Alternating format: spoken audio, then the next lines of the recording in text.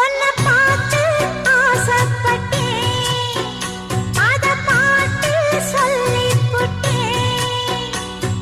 நீயும் தொட நானும் தொட, நாலு வகை பூச்சும் விட அட்டை போல ஒட்டி இருப்பேன்.